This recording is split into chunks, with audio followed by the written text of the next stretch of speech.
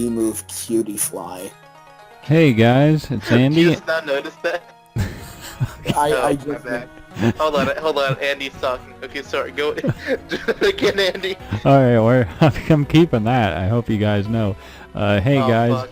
I'm here today with the boys. The NNDL minor league division has started. Everyone has drafted their teams. The boys are with me today to go over each of the teams so they can say hello. Hey, this is me, Rosa, and we got a good old AAA here with us. Yep. Spaz is unfortunately not here, so he will not be joining us. Okay. Also, hey guys, it's Snowy. Oh, and Wait, Yeah, Snowy. you've been here the whole time? No, I left for dinner and now I'm back. Okay. Oh, Alright, okay, anyway, so yeah, he is also another minor league coach, and Yep. basically what we'll be doing here, we'll be basically running through, giving everyone our thoughts on everyone's draft and such like that, and giving our personal top 3 and low 3. Just a disclaimer, just because we rank certain teams higher than others doesn't mean that they will perform better than Yeah. other drafts. You just have the most potential to be able to come on top Yeah. compared to their matchups with their competing team. Right. mhm. Alright, so I guess as See, per usual, well, we start off with the first one. Well, Oh, the hold on. the Go thing ahead, is, Andy. the thing is, a lot of these people aren't experienced at all in league format, so that's why we started this whole minor league thing to get them, more accustomed to a draft league. Mhm. So yeah, just This is something I've been wanting to do, but since we had the good old season 1 issues we were having with falling back on data because we were doing a very terrible job at making sure people were taking care of that stuff, and fell behind a bit. Luckily, now that we're at playoffs and the majors, quote unquote, things have actually settled down a lot more there, and we're actually able to manage all this stuff a lot better than we have been the past few weeks. not bad. Yep. All right, now we can begin with Rosa Boboza's team. Yes.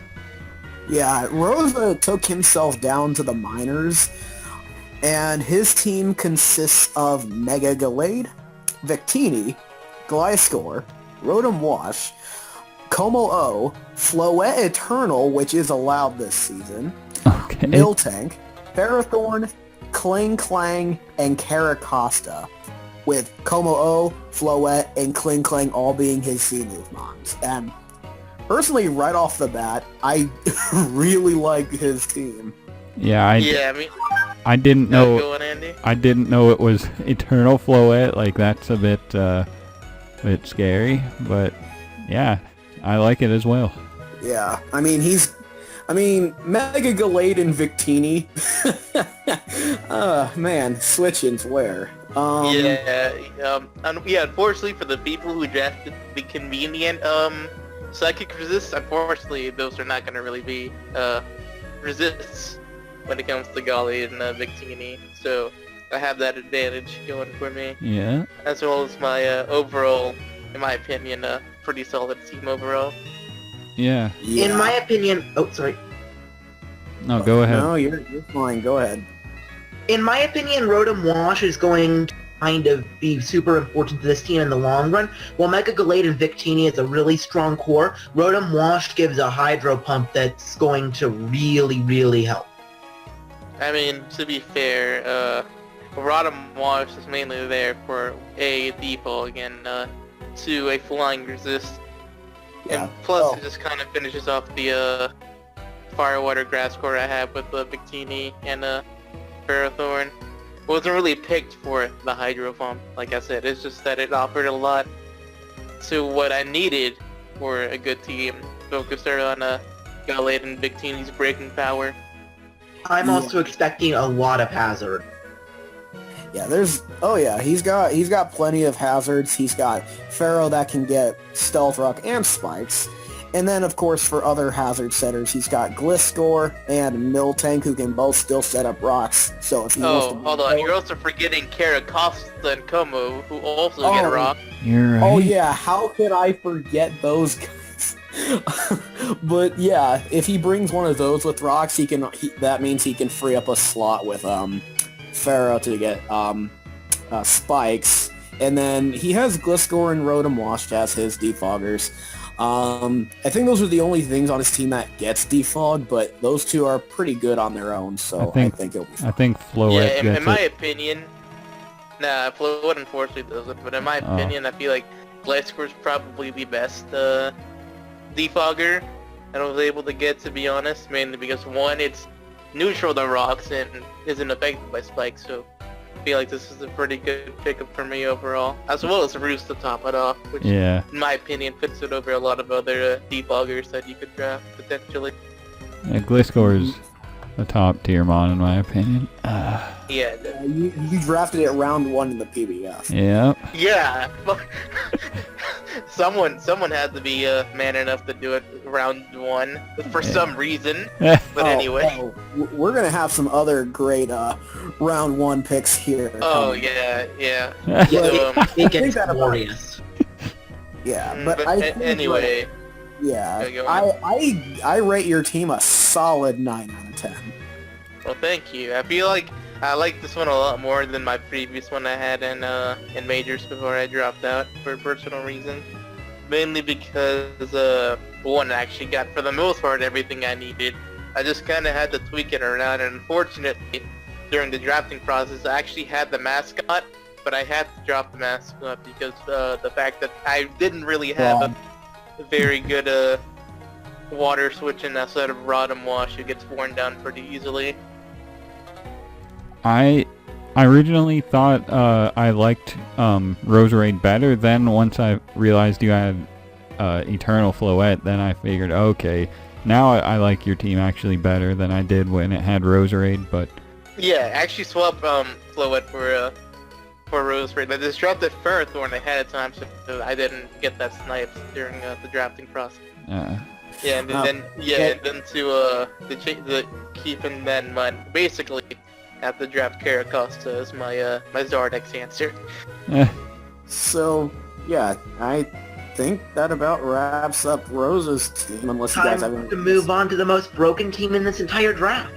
Okay. No, yeah, I don't think you have any more comments on that one, but yeah, let's move on to the DC Luxtrace, who probably also has the best logo in the entire league, both majors and minors.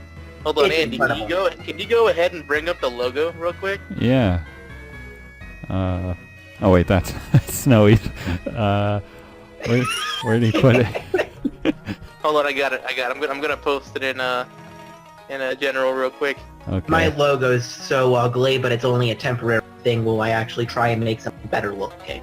Alright, yeah, put it in general and then in the Alright. like if we could all go ahead and look at this. I got it. Really amazing logo that she drew by hand. Oh, by hand, nice. I like the... Let's be honest, none of us have any level of art like this. I mean, me and this is AAA had ours professionally drawn, but yeah, this still looks very nice. Yeah. Yes. Well, I mean, like, the person who drew AAA's logo, Luciana, is also a mutual friend of mine and Ace's. So this is why she's also able to draw pretty well. Okay, but anyways, logo. Yeah, logo aside, like this draft is pretty disgusting. Yeah. This is going to absolutely nuke everything, I guarantee it. Yeah. We've got Megalodios, Tapu Fini, who is one of his Zmons, Mamoswine, Celebi, Skarmory, Howlucha, Incineroar, Weezing, Alolan Raichu, also Z, and Cutiefly, who's also Z. Okay. I'm just waiting to see that thing claim, like, every life. I'm waiting for that to go 6 out.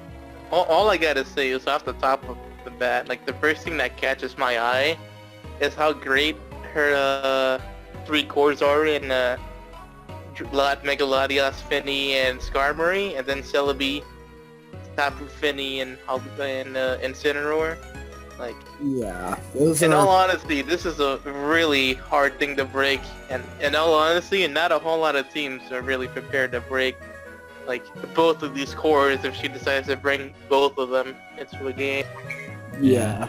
And then has like lesser prevalent ones like Wheezing and Incineroar, like you know, or even Celebi, you know. So like, it's just defensively, it's very hard to break, but it also got the offense there with like Mamo, Megalotti could be offensive. Of course, Hawlucha with Celebi sets.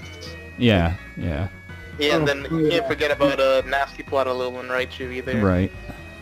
Oh yeah, and he even has the classic Hawlucha plus Terrain, so he can run Misty Steep. That's what K Kirby drafted. In all honesty, I feel like Ace did the Hawlucha Terrain team a whole lot better than K Kirby did, in my opinion. Yeah. Yeah, his team to me, it is also a solid 9.5 out of 10.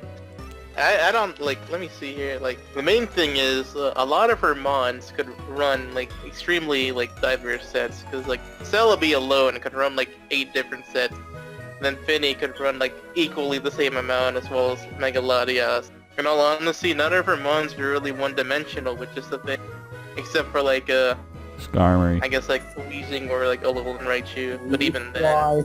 Oh yeah, and Cutie. Well, I mean, I feel Cutie Fly was just picked for the memes and for webs, so... Like, at that point, like, after, like, Alolan Raichu, what else do you really need for this draft? That's true. Alright, so, Andy, on a scale of 1 to 10, what would you give this draft? Oh, 9.5. I would agree, yeah. I'd personally give it I'd probably give it around a 9.5 as well. There are obviously some things that could take it down, but not without sacrificing a lot of other things to do so. There's no way it could just go... I could expect this team to even go complete no loss. In all honesty, I'm looking at, like, the rest of the drafts, and to be honest, like, they either struggle with one of two problems. One, they have a problem breaking through this team. Or two, they have a problem switching into this team. Yeah. So, like I said, like, in all honesty, like, that kind of goes for literally, like, every single draft in here, that they either have one of those problems with this team. In all honesty, like, you can't even really prep that well against this team because everything is just a Swiss Army knife in its own. Yeah. It's a real struggle to prep against, especially if you have, like, 9 of Swiss Army knives to deal with. Yep. Lucha is going to claim wives this season. It's not even Hawlucha, to be honest. The biggest threat is Mamoswine. There's only one mon that resists both Ice and Earthquake, and only one person can have that. If you're wondering what that is, it's Rotom. That's a Rotom Wash. Rotom Heat too, and Rotom Frost. Well, no one dropped the Rotom Frost, and well, to be fair, Heat drops the Stone Edge, which is a pretty common Mamo move. So fair enough.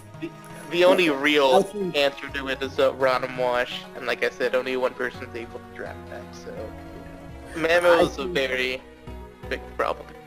Basically. I think we said all we can really say about this team. It's just a really solid team. So, I think there's like one big thing we should mention about this season, which is gonna apply to Majors Season 2. Top 2 coaches of Season 1 of Minors will be bumped up to Majors in the next upcoming season of Majors, not Season 2 of Majors, but Season 3. They have more points to work with this time around because a lot of people were barely scraping 9 mons last season. Yeah. So basically, we got jumped up from 1200 to 1300, which basically allowed everyone to at least have 10 pretty easily, or 9 if you wanted to go for really expensive options. So the extra 100 definitely helped. Yeah, we probably should have said that earlier on, but yeah. Looking at only... We're gonna move on to the next coach. which is the Atlantis Gyarados, is led by Kelly.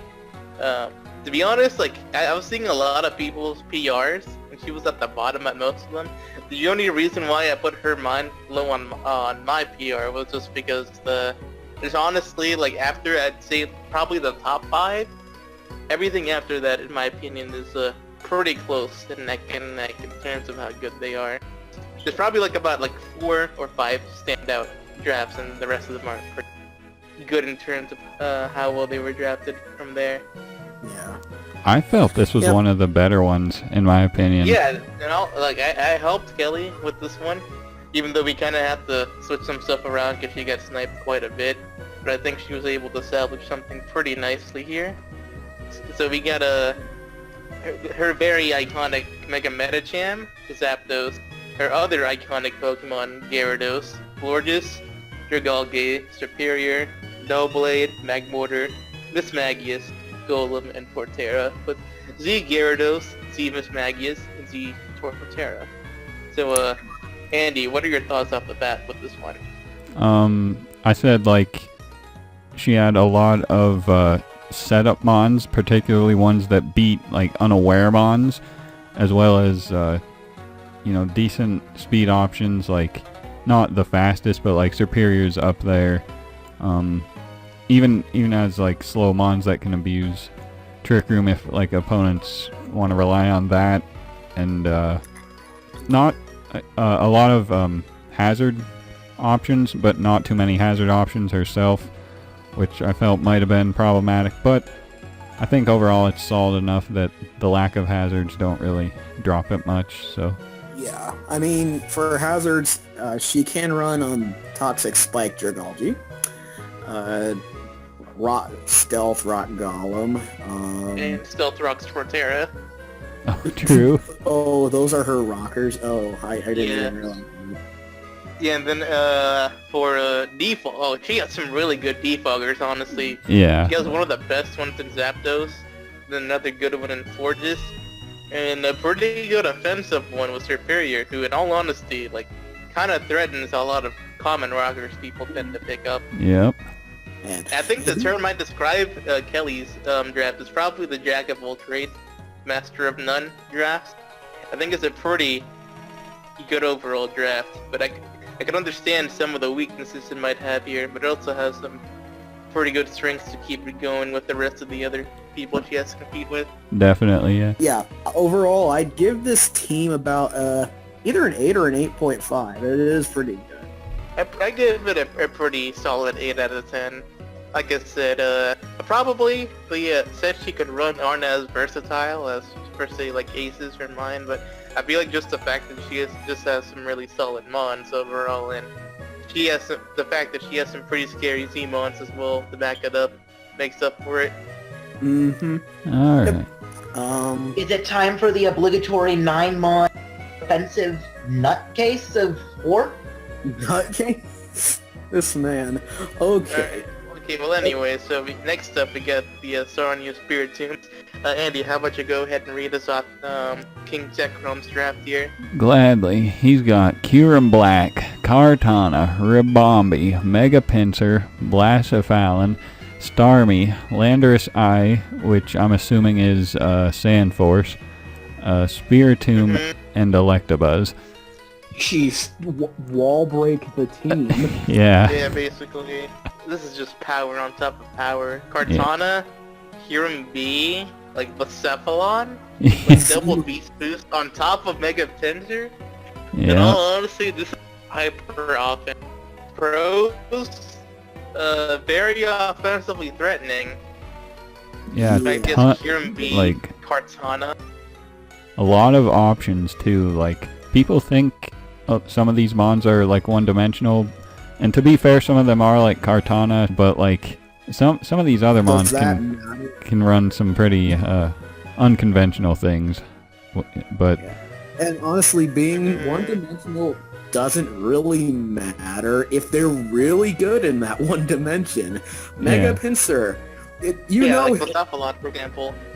yeah, Yeah, Mega Pinsir and Blacephalon, most of the time you know what they're going to do. That doesn't make it any easier to prep for them sometimes. In my opinion, since he's running Hyper offense, he really struggles against bad predictions, especially against something such as bad offense where they can afford some room for error, while Zekrom doesn't really have that luxury with this team.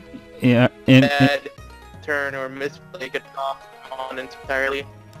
One of my things I said was that his fastest mon is Starmie, so he'll probably be forced to run a Scarfer or two potentially. So like that limits him into being locked, and which will make him predict more, which could come back to bite him. But then again, he has beast boosters, so being locked into one move might not even be an issue because they can just get so strong that like even resisted hits are killing stuff. So yeah, I'd like to say hazard removal. He's got Starmie, which to be fair, it is a pretty good spinner.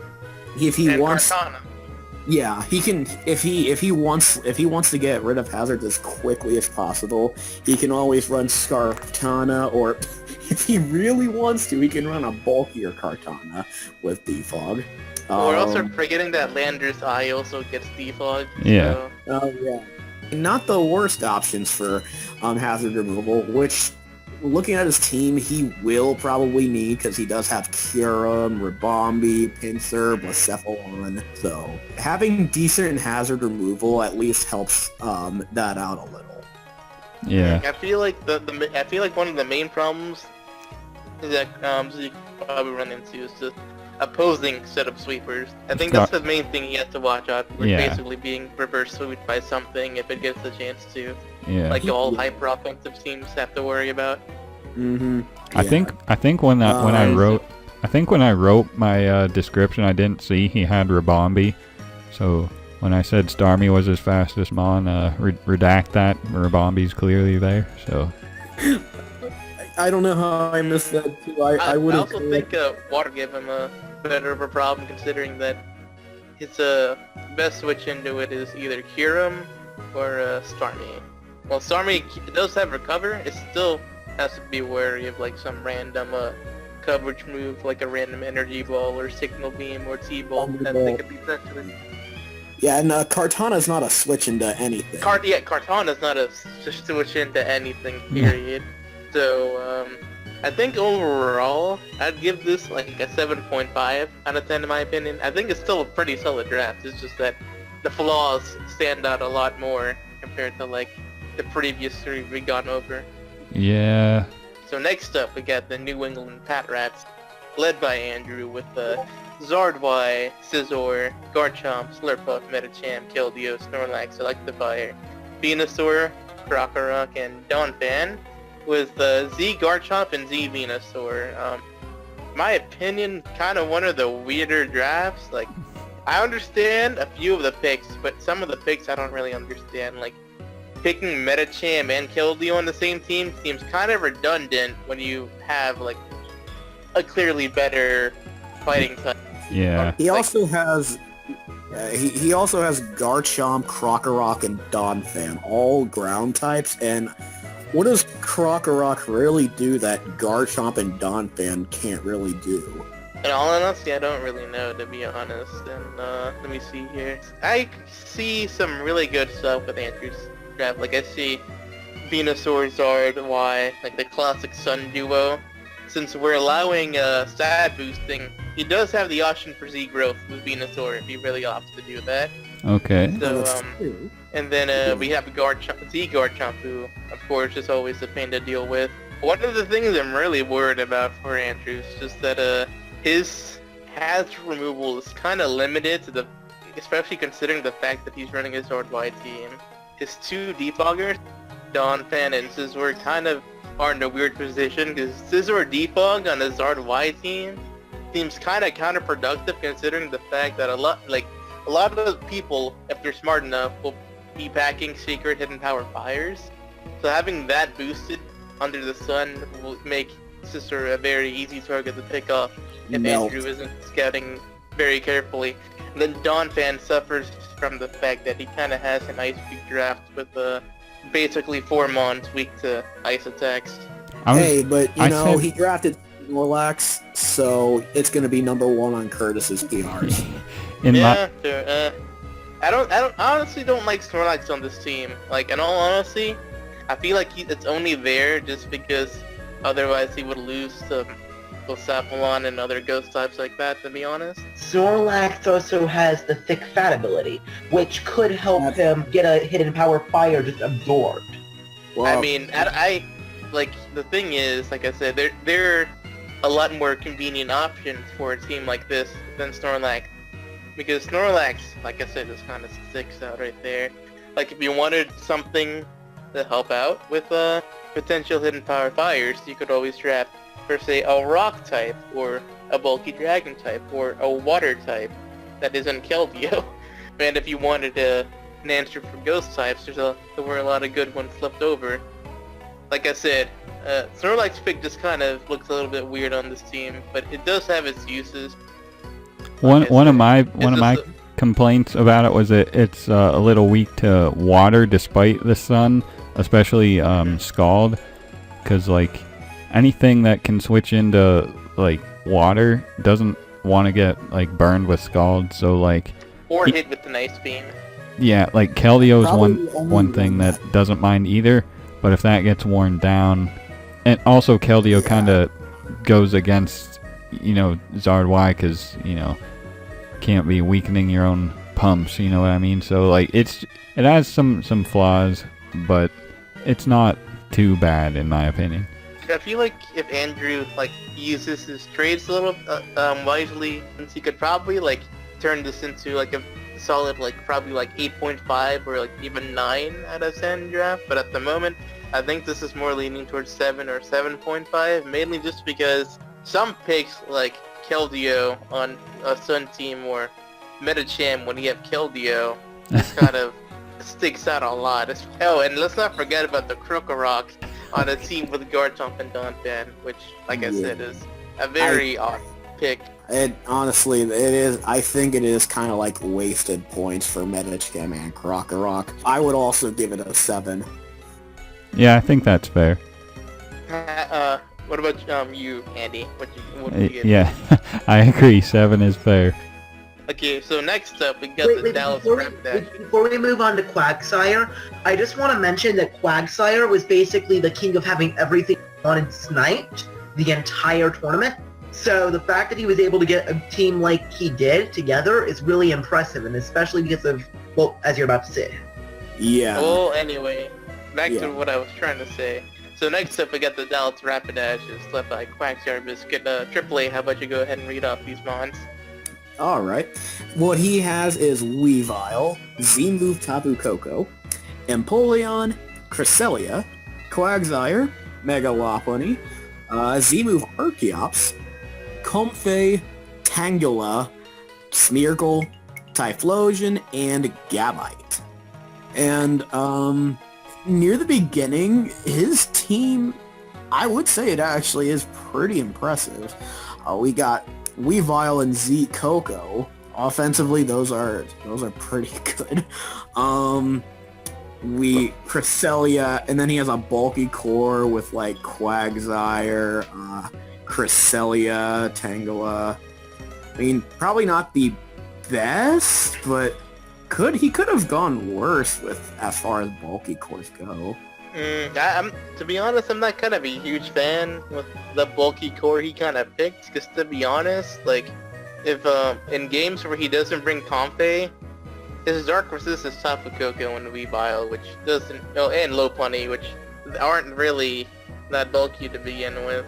Yeah, one of my biggest criticism was that his offensive core, they're glass cannons, and his walls don't really have much offensive presence, so his team kind of gets it's his mons on the team are one-dimensional outside from things like Empoleon, so makes it kind of like a I guess you could call it'd be like a scale. One side of the scale is pure offense, the other side is bulk. I think Yeah. I know that I got the term to describe this this draft. This is basically the chancy offense of this draft league. Yeah, Um, okay. That'll work. Basically, okay. the moment he switches into one of his passive walls, like if he gets called on it, like he loses a lot of momentum and something ends up dying just because he either has to sack his wall or go back right into one of his glass cannons, who will either take a lot or just flat out die. Yeah. Whatever comes out.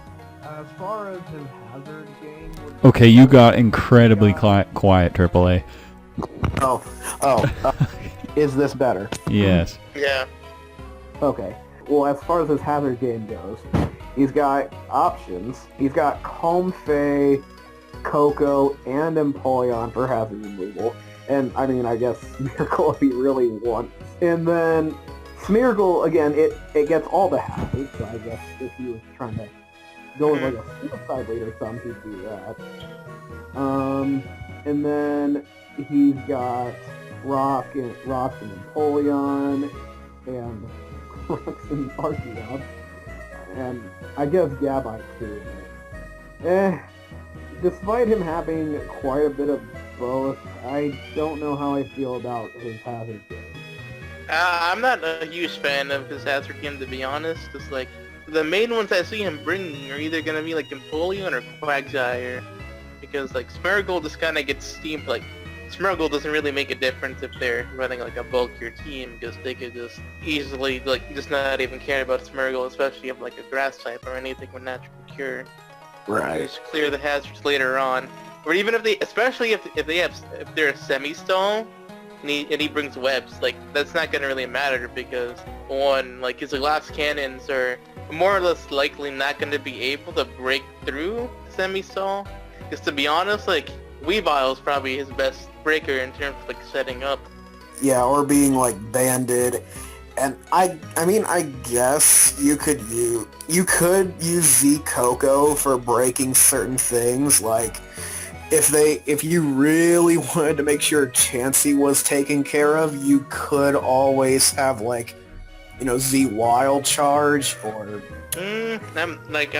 I understood where he was trying to go with this draft, but then like later on it kind of just went all over the place. Like Yeah. he couldn't make up his mind what he wanted this draft to be. Did he want it to be like hyper offense, bulky offense, like balanced? Like I see aspects of every kind of archetype in this, and they don't really mesh that well.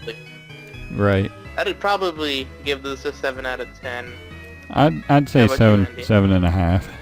Alright, okay, next up we got the Larock Lurantis, I really hope I said that right, by Hars, with Mega Scizor, Z Volcarona, Pelipper, Dewdra, Amoonguss, Golisopod, Heliolisk, Seismitoad, Sableye, Togetic, Rhydon, and Rodampan.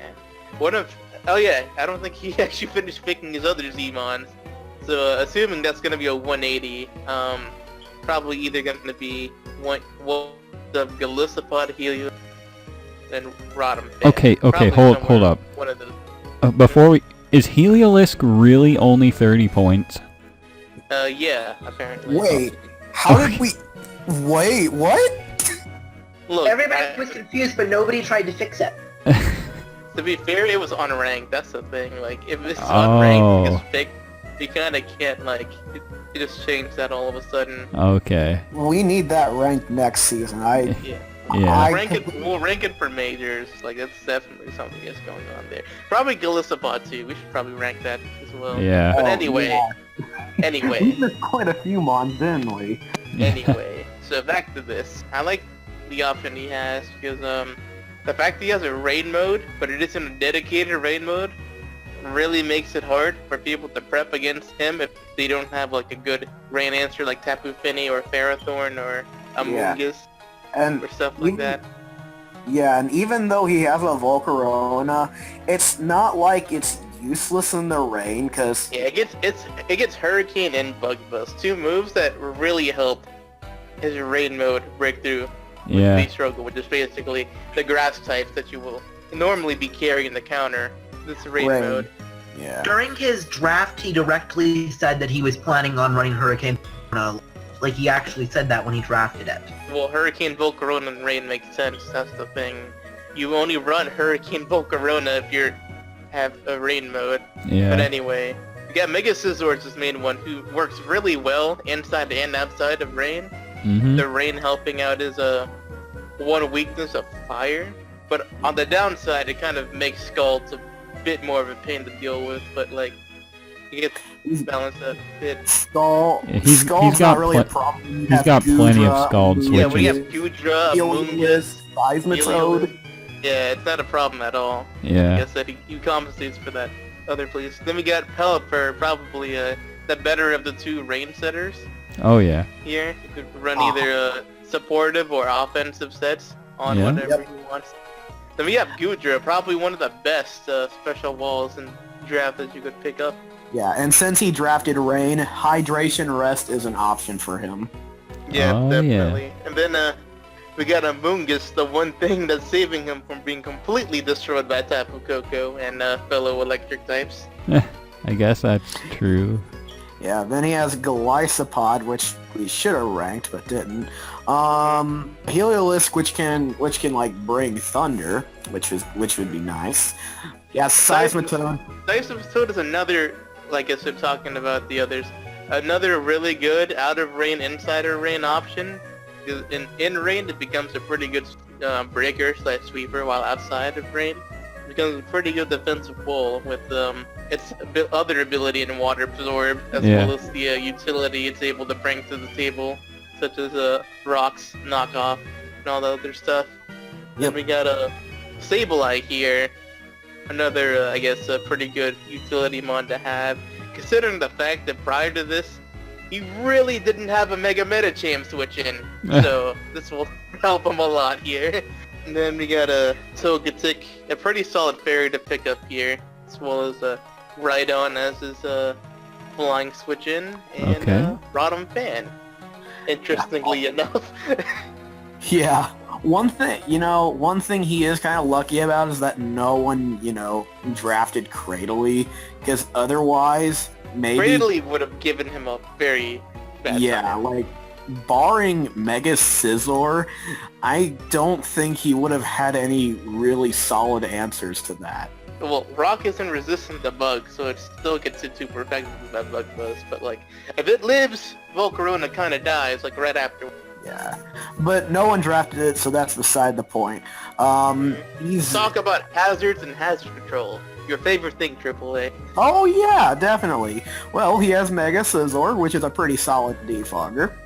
I guess another. No, we're not gonna talk about defog Volcarona. Okay. Okay, fine. He can do defog Pelipper as well. Defog Togetic and Rotom Fan. Right. He's got like, 5. He has a pretty good option for defoggers. Yeah. Why is it that the only hazard removal that's not weak to rocks is Mega Scizor though? Well, that's a good question. But I mean, at least Spikes doesn't. And most of his defoggers anyway. So. Yeah. And then as far as hazard setters, he's got Seismitoad and Rhydon. That's it. Spikes Golisopod. Hello. Oh, I forgot that thing gets spikes. Right. Okay. I think his hazard game is a little bit on the weak side, but I guess it kind of compensates the fact that he does have a lot of good options for hazard removal. Though in all honesty, like if I was running like an offensive like rain option, I'd probably would opt to want to have a bit more options in terms of hazard setters. Yeah, but at the same time, I could Wait, see. Andy, say something. You're like breaking up for me. Wait, for real? Hello? Am I still breaking up? No, you sound You're good good for me. Okay. But at the same time, like, because he has the rain to support a lot of his mons, I don't know if hazards are as necessary. But I do think lack of hazards is definitely holding him back slightly. I think, in my opinion, this is one of the better drafts, in my opinion. Like, I know how he was trying to get it first time around before the draft actually started, and it was pretty one-dimensional. Seeing how it came out looks a lot better than how it was prior. So I'd give this like a solid like 8.5 or 8 out of Yeah, I went with 8.5 because I mean, Rain offense, no matter how you look at it, while it is kind of one-dimensional, for the most part, It's a pain to prep for. and he does back it up fairly well. So yeah. Butterfree, Beefy! by Caesar salad. Oh yeah. The draft of Latias as a Zmon, Clefable, Magnezone, Blissey, Minior, Mandibuzz, Vileplume, Avalugg, Z Butterfree, as usual, Pyroar, Mega Bayonet, and Clawitzer. I gotta say, like, compared to the first draft he had during his time in the majors, this is honestly a very huge improvement in terms of cohesiveness and options he could bring. Like, his first 3 picks, Latias, Clefable, Magnezone, what more can you ask for at this point? That is What a more can very you ask solid for? core. Yeah, then we got some pretty good options in terms of other defensive monsters like Blissey, Mandibuzz, Avalugg. Yeah. And then in terms of setting up, we have classic. Whoops! What happened? oh, I kind of messed with the duck.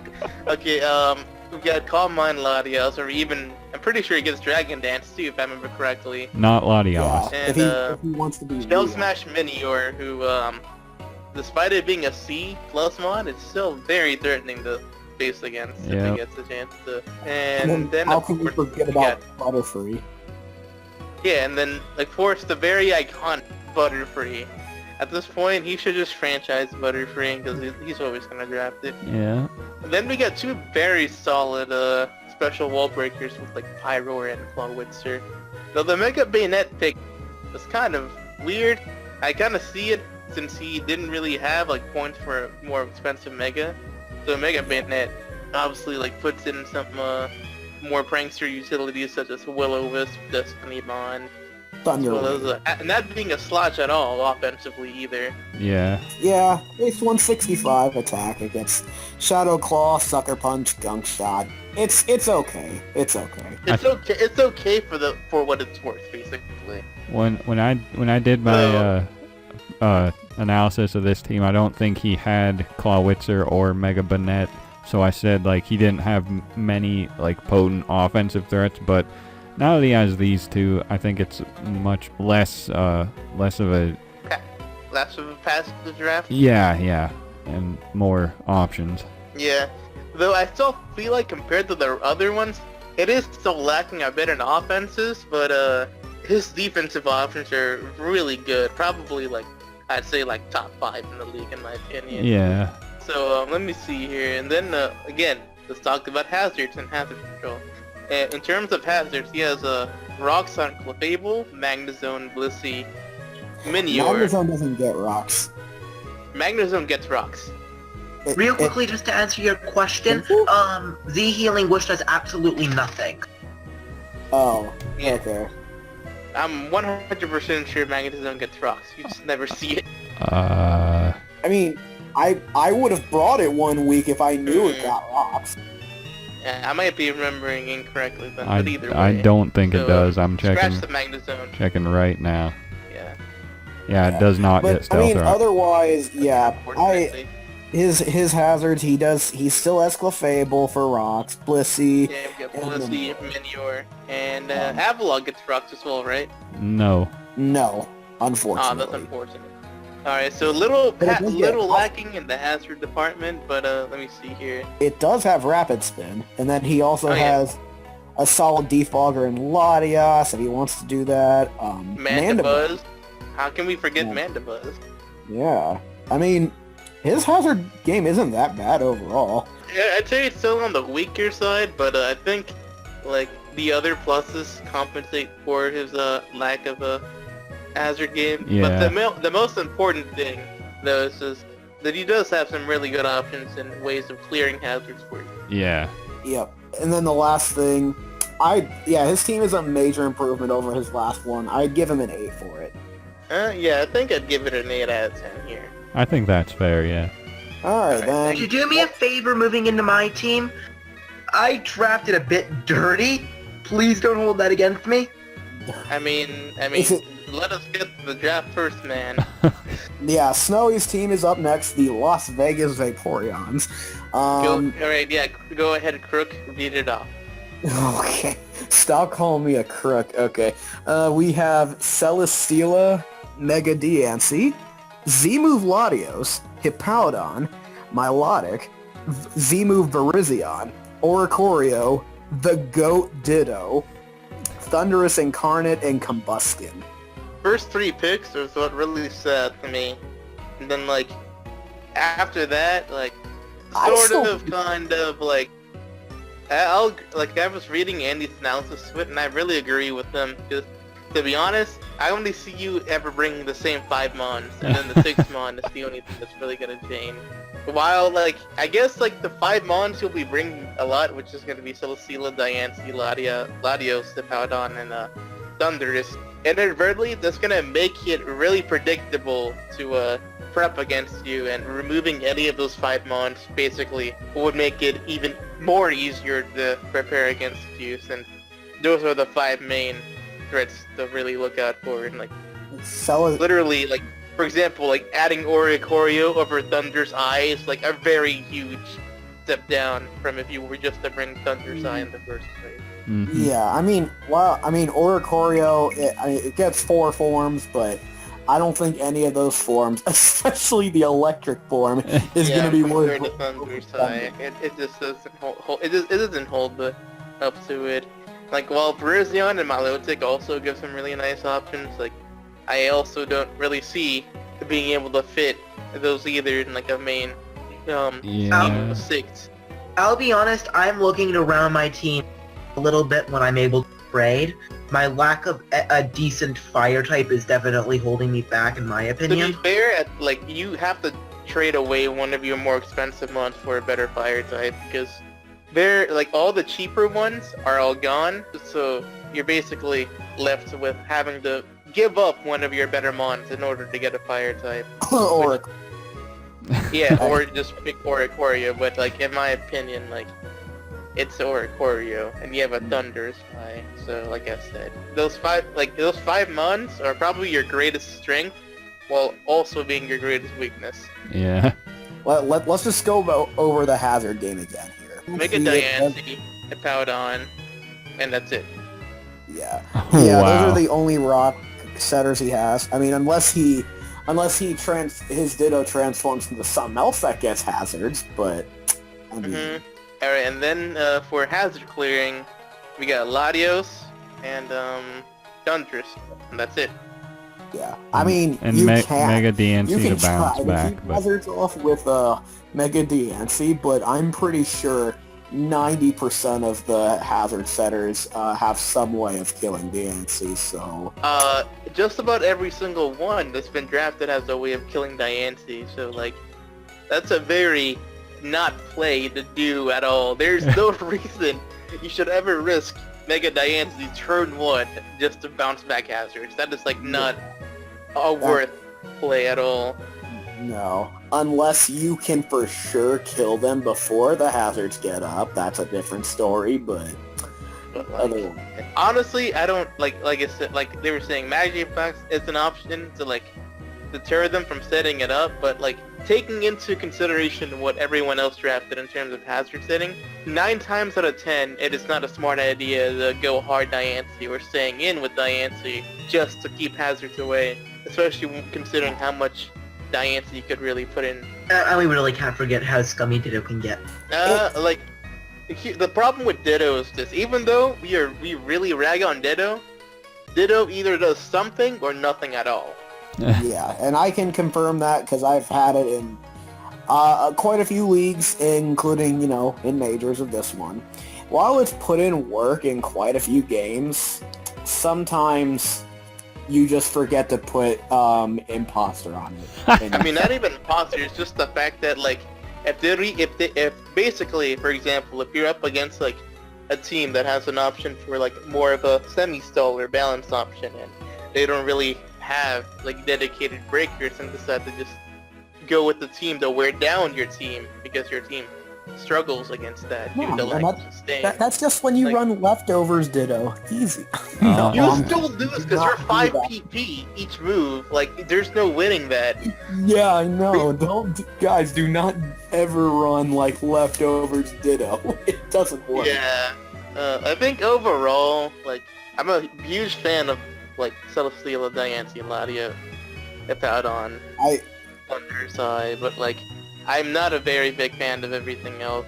Because, like I said, you're basically bringing 5 mons, and then in addition to that, you have to drop one of those mons to cover something else, which inadvertently makes your core 5 a lot worse. So I'd probably either give it a 7.5 or an 8 out of 10. If you had better hazard removal, to be honest, or hazard setters, it'd probably be a little higher up. It'd be like 8.8 or 8.5, to be honest. probably give it a 7 out of 10 in my opinion. Like I said, I'm a huge fan of the 5 I mentioned, and then not a big fan of everything else. Or Andy, how about you? Yeah, I think 7.5 is fair, all things considered. Alright, now we have the busted mon at last. Alright, Andy, you should go ahead and take this one. I think you have the most experience with this stupid blob. Okay, I got the Z Manaphy to lead off with it. Then we got the Jirachi to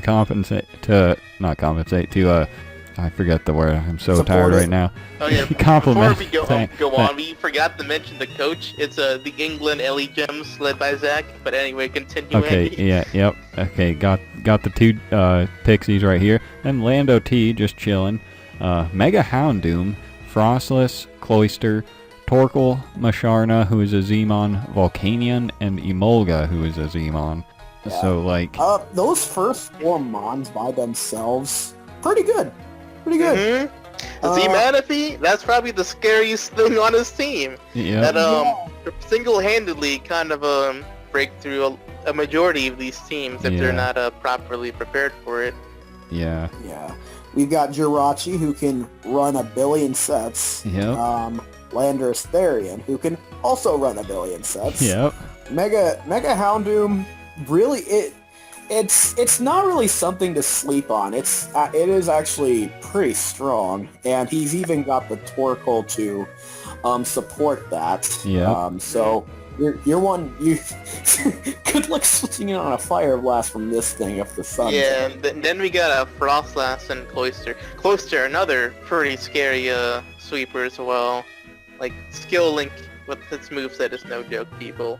Right. And then we got Mushrana, Volcanion, and Emolga to round off the this draft. I will say though, his team is majorly weak to rocks, and all of his hazard removers are weak to rocks. I think that's probably. Getting Lando T gets default. Yeah, Oh yeah, Lando T does, but otherwise he's gonna have to make sure to keep that healthy at all times, because Mega Houndoom, Frostless, Cloyster, Torkoal, Volcanion, and Emolga, over half of his team weak to rocks. I think that might be the biggest thing that holds him back, because if rocks can be kept up against him, he's going to have a really hard time trying to pivot into anything that he would need to. Yeah, I think, actually, in my opinion, besides, I just think the fact that, like, his entire team as a whole is pretty, like, extremely low on the sustain side, so, like, if someone is able, like, to keep hazard pressure up against Zach's draft, they could kind of make quick work of his team, just because a majority of this team doesn't appreciate spikes and rocks. So, like, constant pressure, like, switching would really make a hazard extremely strong option to use against Zach. one thing I said about his team is like he has both sun and rain, so it's kind of weird because like it makes the team harder to prepare for, but at the same time like it prevents, you know, certain members from being used with certain members. And then he's got Volcanion, which appreciates both sun and rain and is also hindered by both sun and rain, so it's just a weird like combination. Yeah. I think he can potentially do well with, but it's gotta like be perfect. I'm not gonna like peg it a whole lot just over that though. The hazard weakness and like being very susceptible, being worn down, is a major issue for Zach. Like I still like the picks he has here, like Volcanion, like Mega Houndoom, Cloyster, Lander Steed, Jirachi, Manaphy. Definitely.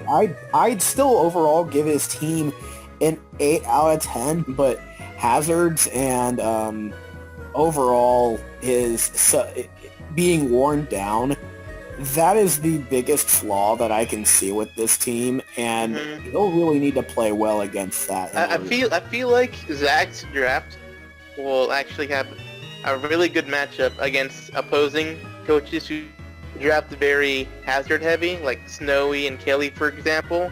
I feel like just the fact that he won't have to worry too much about hazards from that will end up making the matchup a little bit more in his favor due to the fact that he'd be able to switch in and around more freely.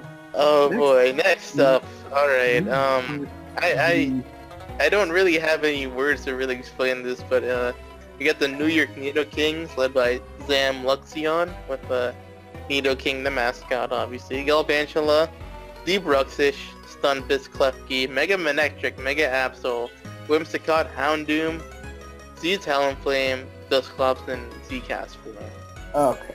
I might just say this is probably the wildest first 4 months I've ever seen in a draft. Yeah. Let's like also talk about like I said, like third pick Bruxish, fourth pick Stunfisk. I can handle third pick Bruxish, but Stunfisk pick 4 is good lord. Yeah. Overall, I mean, his team, it does kind of pick up after that. He does have things like, he does have Klefki, he got Mega Manectric, Z Talonflame, but then it kind of drops off again when you realize he drafted Z Castform. Anyways. In terms of hazards, yes, like Rocks and Nido King, Stunfisk. Am I forgetting anything? Spikes No, and those are the Klefki? only ones. Spice, Klefki. But yeah, that's it actually. And then for hazard removal, we have... Oh wait, Sticky Web Galvantula too. Yeah, I said Galvantula. Oh yeah, no, never mind. I missed that. So yeah, some decent options for hazards. Then we have Defog Klefki and Whimsicott for Hazard Cling. Yeah. Prankster Defog is actually pretty good. Yeah. Yeah, Yep. especially both of those could pack taunts, so they could basically prevent them from even going up in the first place. Oh yeah. As well as Mega Absol can bounce them back. So.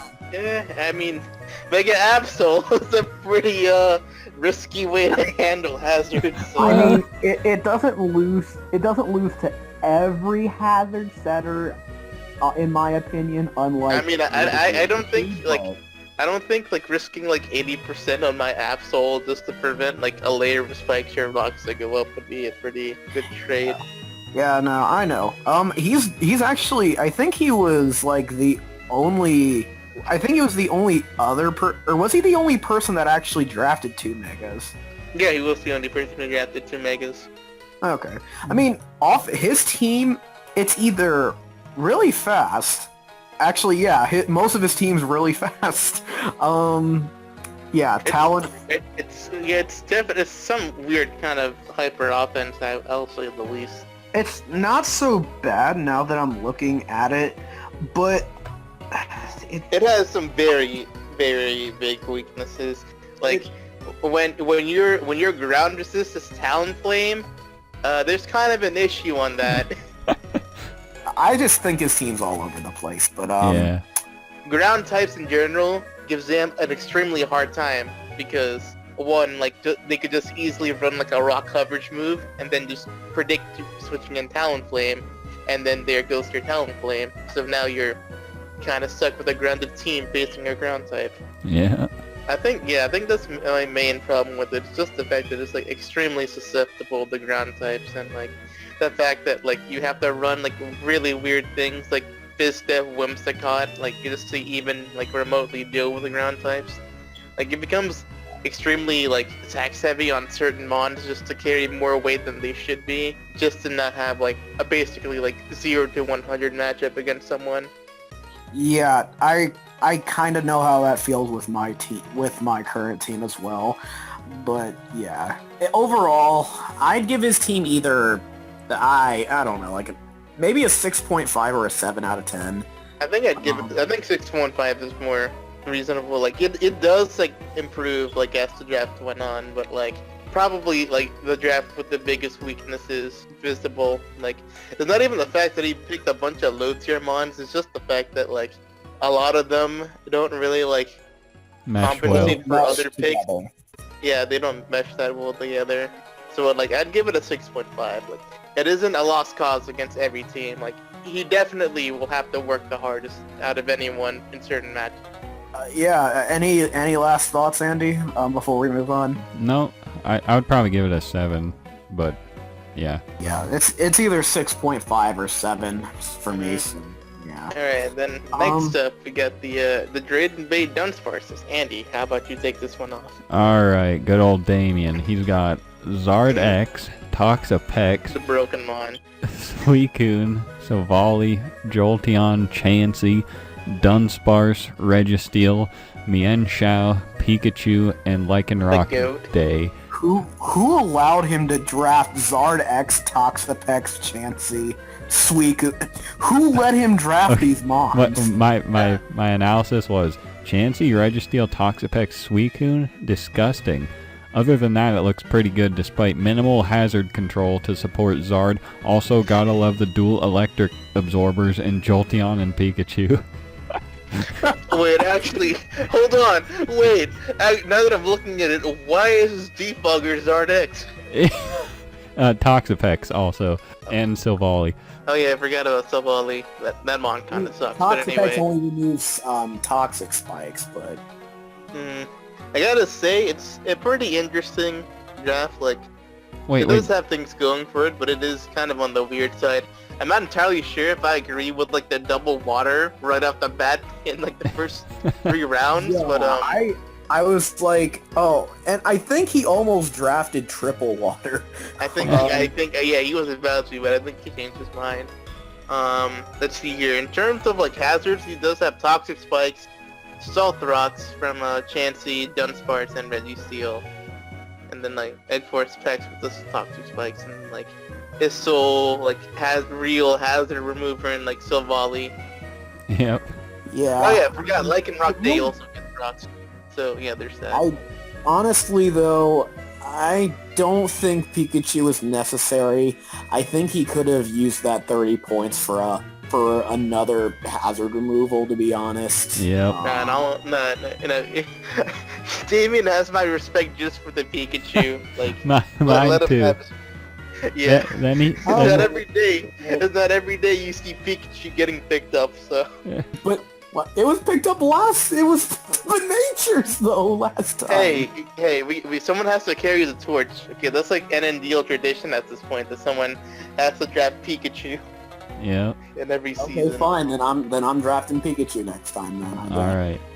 I'd give this, I'd definitely say this is one of the middle of the pack drafts. Like, the lack of hazard removal does kind of hurt him.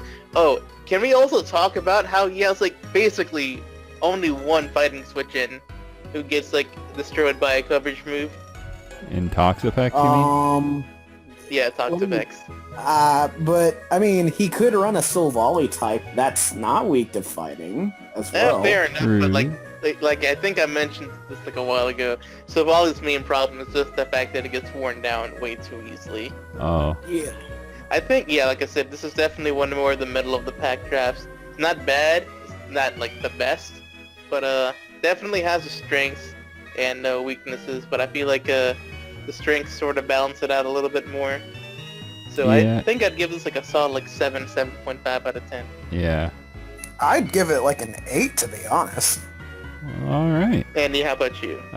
7 or 7.5. Yeah, I think. Alright, and then next up we got one of the more busted drafts again, led by Mr. Dad himself, A1 Senior. Oh gosh. Yeah. John had a lot of say in this, And it very much shows, considering how well this draft really looks on paper.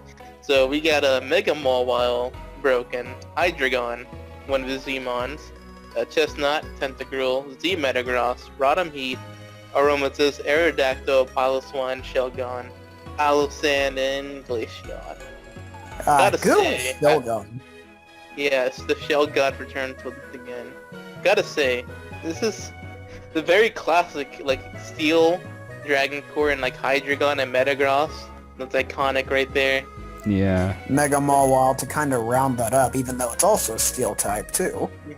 I gotta say, this is probably, like, a really solid draft. Yeah, One of the more solid ones, in my opinion. One of the only flaws I found was that his fastest mon is Aerodactyl at 130, and the rest of his mons kind of taper off at, I think it's Tentacruel at 100. So, like, that might be able to be taken advantage of, but other than that, like, it's a very solid, well-rounded team. Can't wait to see, like, modest Alakazam. Or, probably not Alakazam, but you know what I mean. Modest Metagross, you mean? Or Yeah, Aromatisse? yeah, and, like, you know, Adamant, Galate. Oh god, yeah, you already know a lot of people are gonna be running like this neutral shenanigans against the squad just because they could afford it. Yeah. Yeah, but I mean, overall, wait, hold on. Why is Palossand 30 points? That's another mod we forgot the rank. Rip. Overall, though, and hazard-wise, Hydreigon is an option. For Mawile has Stealth Rocks. Chestnut has Spikes, Tentacruel with Toxic Spikes, Metagross with the Rocks, Aerodactyl with the Rocks, Piloswine with Rocks. Pretty sure Palossand also gets Rocks. He has a lot of options for hazards.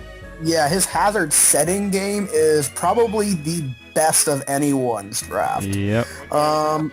Hazard removal, I mean, he does have Rotom Heat, which can work. Hydreigon, Tentacruel to spin, which is also a really good spinner. And Aerodactyl if you really want to use that for defog. Yeah, so I mean, I think he's really set on his hazards. The only thing he's missing is webs, which he can actually really appreciate, which is kind of funny. Yeah, that's probably something he could have really used. But like, I'm expecting to see some really like heat things, like agility Metagross. Oh yeah. Like from this guy, like to compensate for his like extremely slow draft. Yeah, I mean, and he could run like Scarf Rotom Heat. Scarf Hydreigon is always an option. Yeah. Belly Drum Salicberry Chestnut. Yeah, there's options there. He's got some priority here and there, so like. Maybe he'll get more kills than my Chestnut did this season. I think some of the few flaws that this draft has is just like lack of like probably a really like lack of a solid like fighting switch in. Like Aromatisse kind of gets nailed by like a poison jab. Palossand kind of gets hit with knockoff, so like neither of those really appreciate like one of those coverage moves being thrown at it, while the rest of it doesn't really appreciate like a close combat or superpower or high jump kick. So fighting types. What are you talking about? That Chestnut's right there. Chestnut's still probably gonna drop to like certain fighting types. Like there's a Victini, a Galade, pretty sure some other random ones that I'm missing. Like the two Metachams. Yeah, no, I get it though. I think how he deals with fighting types is personally fine, but I get where you're coming from. Yeah, I think it's one of the weaker ones. Well, on the weaker side in my opinion, but still, like I said, one of the few weaknesses in nitpicks I have to say, but like otherwise, yeah, probably I'd give this team a 9. It is pretty good. Yeah, and I'd give this a definite like 9 out of 10. Like I said, main drawbacks is just the fact that they're really slow draft. Yeah. So like, could definitely expect for you coaches out there watching this to probably see some random like speed boosting moves or even trick room against the squad. So just keep an eye out for that. Okay. So finally, to our last draft, we got the E-Town Escavaliers led by Ginger with Alolan Ninetales, Sakataka, one of his Zemons, Claydol, Mega Sableye, Slowking, Salamence, Toxicroak, Z, Mantine, Tapu Bulu, and Armaldo. definitely one of the more unique teams around here. Like, Yeah. I wouldn't expect it to go to Stack Attack of Veils, like when he drafted Ninetales to begin with, but it kind of went in that direction.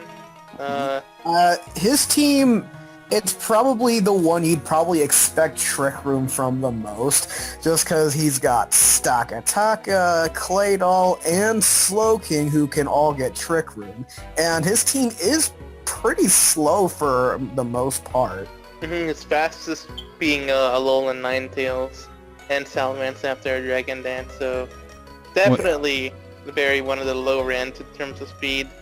When I saw it, it just looked a bit like too gimmicky and all over the place, and it just seemed like a bunch of the team didn't mesh. But then I found out he was like a leftovers pick, and like so like I mean that doesn't really help the team. It just makes it more understandable why this team is picked the way it was. I mean, considering like the leftover picks, I feel like he could have like picked a little bit more cohesive. So I understand the struggle he had, considering the fact that a lot of the good ones were gone. Yeah, that's what. Yeah, that's basically what Andy said. My main gripe with this team is, like I said, I was doing mock battles earlier with his opponent Kelly, and this team does not like grass types one bit. Even though he has Salamence and Toxicroak, all it really takes is one coverage move, and that can go down the drain really quick. I think I'd give this one like a 7.5 out of 10. Like, even though this was like a leftovers pick, I think the fact that not a whole lot of people pick grass types does kind of help him out a little bit, but he will have a hard time against the people who did, especially Superior. Oh my god, Superior is gonna have a field day with this team. Yeah, I give it either a 7 or 7.5 out of 10 myself. I'll say 7.5 too.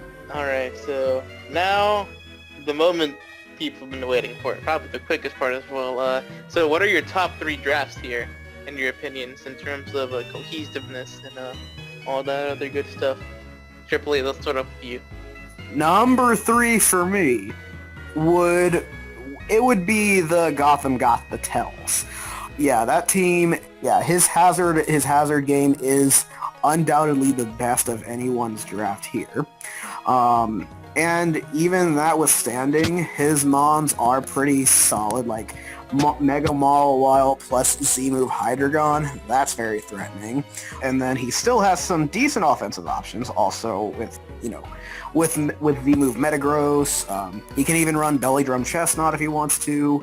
Even defensively, he's got switch-ins to a lot of things. Chestnut can take hits. Aromatisse is bulky. Selgon has proven itself to be bulky. Palisand can take hits, etc. His team is pretty solid all around. That's number 3 for me. Yeah, number 2. This was very tough to decide between. But number 2, I went with your team, Rosa. It is quite an improvement from the last time you drafted, even though I still thought your previous draft was very solid. You've got Mega Gallade plus Victini, which all basically unwallable. You got a solid bulky core with Gliscor, Rotom Wash, Miltank, Pharaoh. In your hazard game, well, not the best. I think Gliscor is probably the best defogger, and Rotom Wash can help compensate for that should you decide you don't want to, like if you want to run Swords Dance. I think your Z-move mons, I haven't seen Z-Flow at Eternal ever, so can't wait to see where that goes. And can you go on first? Oh yeah, and I was just gonna say, even though Omni boosting isn't allowed, I still think Como-O is a solid Z-move mon. So I think your team's really good, and like I said, it was really hard for me to decide between this and the number 1 spot. Also, don't forget to mention a turtle, okay? I swear to God, AAA. Okay, the turtle. Okay, I get it. Okay, good. That can shell smash. It can get rocks up. It can be a threat in its own right too. Alright, okay, that's good enough. That's all I wanted to hear. Okay, you can go on to number 1. Okay. Probably saw this coming. Number one, best one for me would be Ace's team, the DC Lux Rays. In addition to, having probably the best logo, I think he also's got the best team. She, my bad. Yeah, I think she's got the best team. Her offensive options, top notch. Megalodios can be quite offensive.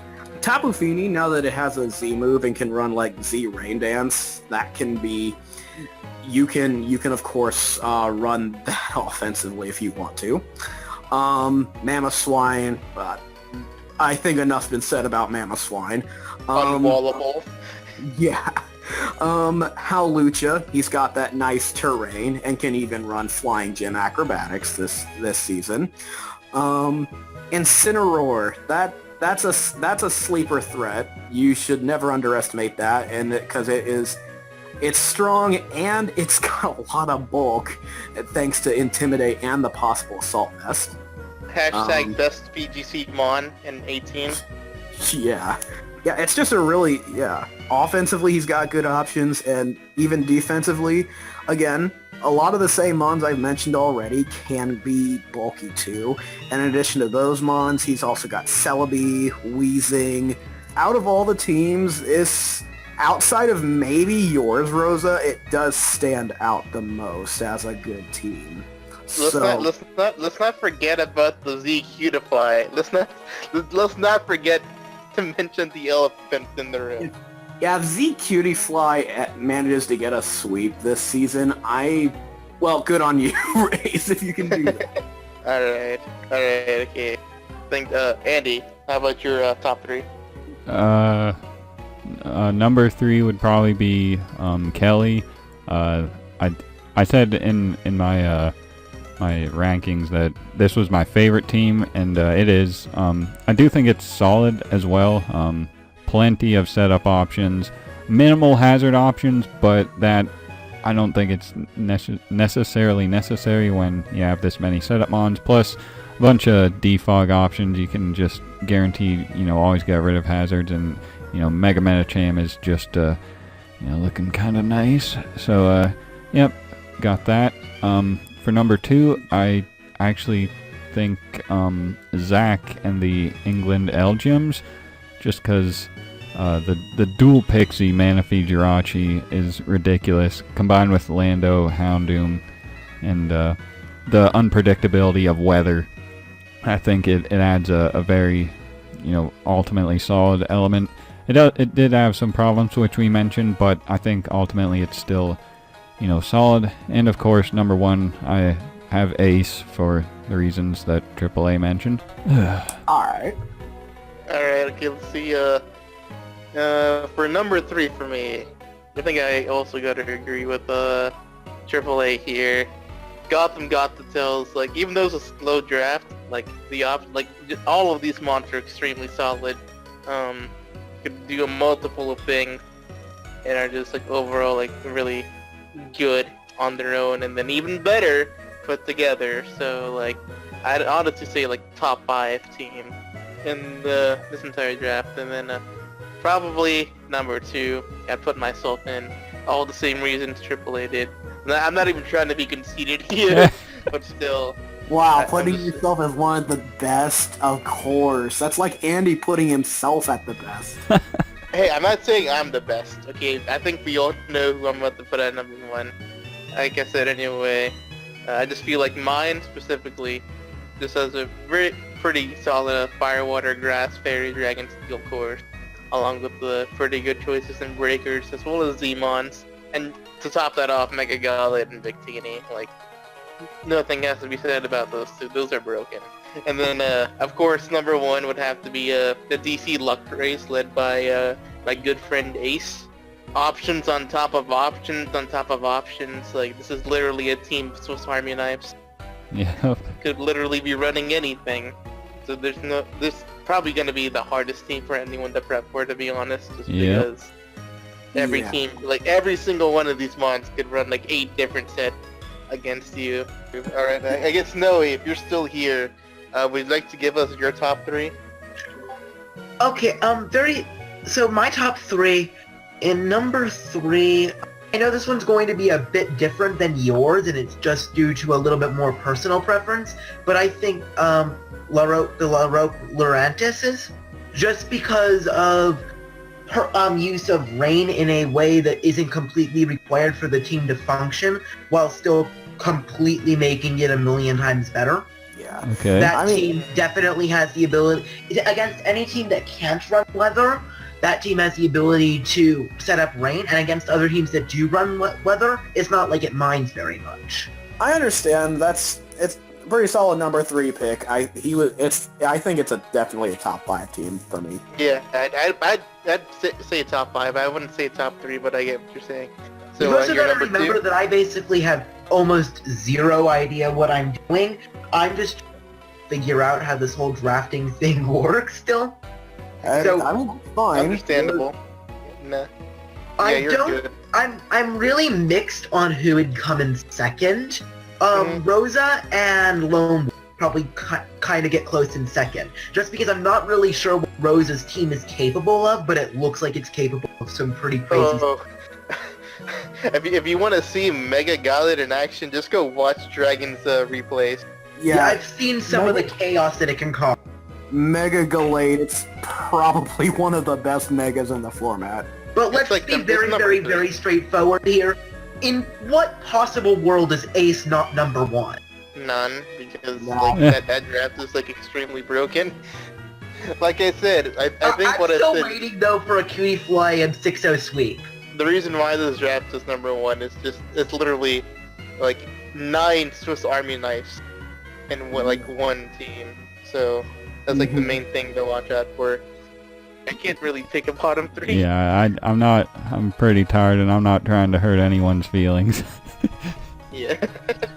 I mean, yeah, low key, I might have had a bottom 3 ready, but I'm not gonna. Okay, good, Yeah, because your I actually mic don't is even have really bottom garbled. 3, but anyway, yeah, like basically, like in all honesty, like top 5 is really close, and then like everything else after that is also really close in their own rights after that. Yeah. So there is, like I said, there's a pretty noticeable drop from the top 5 best teams to like the remaining, but that doesn't make the rest of them bad. It's just that like there's just 5 really outstanding teams out Yeah. of all these drafts. Hey, don't worry though. When we start majors back up again for season 2, I will make sure to talk bad about everyone there. All right. Oh yeah, that's tradition to talk about everyone in majors. Okay. Anyways, yeah, I think that about wraps it up. This video's gone on a lot longer than we planned, and I'm pretty sure Andy wants to go to sleep. Yes, I do. So I'm gonna get on out of here. Hopefully you guys stuck around for the whole video. If you did, you are a true trooper. Let me know. Leave the hashtag true trooper in the comments. So Also hashtag lockup can't forget that. What? Any last words before you get locked up, AAA? Yeah, I don't actually at this point. Thank I you, don't care Triple if A. I